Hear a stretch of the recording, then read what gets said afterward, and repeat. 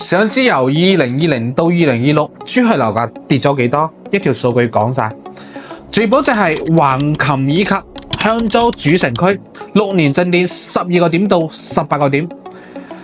文苑香山湖學區房最頂得住，唐家高欄港跌足30%左右，有產業支撐，相對都穩陣。金灣航空新城最誇張，高峰26000，依家13000，直接腰斬，跌足50%。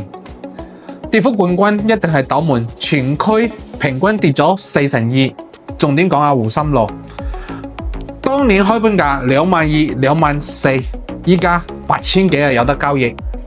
個別樓盤咧跌足60%。簡單嚟講，市區學區房抗跌，西區新房當年炒得太高，依家全部回歸剛需嘅底價。想知邊塊適合自住，邊塊慎入，評論區可以留低你嘅意見。